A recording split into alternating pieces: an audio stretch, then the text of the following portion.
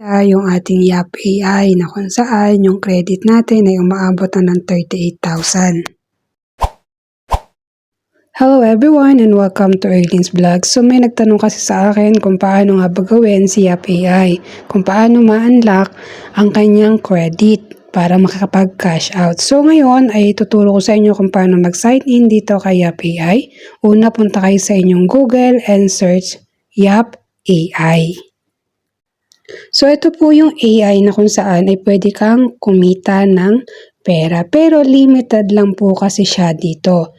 So i-click nyo nga lang po si Yap AI and ganito po kayo mapupunta. Then kapag na-open nyo na ay magre-register na kayo using your Google. Pero dapat kung ano yung nasa PayPal na email na gamit nyo, ayun din yung gagamitin nyo dito kay Yap AI para walang problema.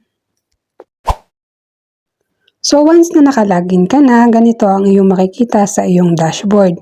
So nakalagay dyan, words smartest AIs side by side with you. So una, click lang natin yung 3 line para makita nyo kung ano yung mga nakalagay. May profile, may repair for rewards.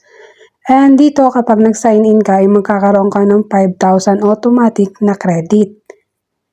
So dito ay limited lang din yung cash out. Basta active ka ng 1 to 7 days or 7 to 30 days or depende. So ganito yung kapag na-invite ka, ganito yung iyong makikita. Etong you unlock cash out ay hindi po yan sa akin. Sa kaibigan ko po yan na na-invite ko dito kay Yap AI. So dito ay limited lang ang pagbibigay nila ng cash out para daw sa security. So, tignan natin dito sa may link. Nakalagay naman dyan yung details kung ilan yung pwede mo ma-cash out. Nakalagay din dyan yung details kung paano mo siya gagawin. So, medyo mahaba lang at madaming babasahin. Pero dito sa part na to, dito mo maintindihan kung bakit limited lang yung kanilang pagbibigay cash out. For your safety, we have limit on how many times a user can cash out. So, sa isang new user, sa 1 week na active ka, ay 1,000 lang muna yung binibigay nila. Tapos, meron dyan yung 10,000, meron yung 20,000, and 50,000 in 1 month. So, ito yung sample sa friend ko. Yang nakikita nyo sa dashboard, yan nga po yung sample ng withdrawal niya. Pero ang problema ay hindi active yung email na ginamit niya. Dahil kailangan pala dito kay Yap AI ay parehas ang email ng PayPal mo sa email na ginamit mo dito kay Yap AI.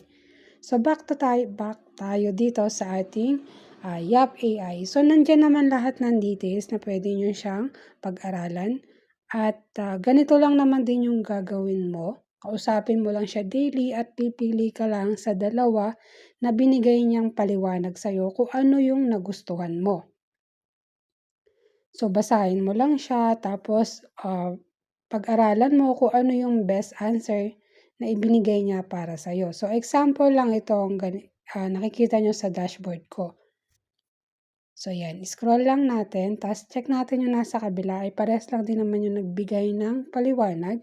Tapos, scroll natin up, i-click nyo lang yung I prepared, tapos maglagay lang kayo ng dyan ng kung ano-ano, click nyo dyan yung nasa taas, tapos click nyo lang din yung nasa baba, or depende sa inyo kung ano yung gusto nyo, tapos makakakuha na kayo ng credit.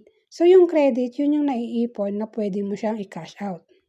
Kaya itong Yap AI ay bagay sa mga nag-aaral, sa mga nagtatrabaho, sa mahilig magtanong. Ito yung para sa inyo.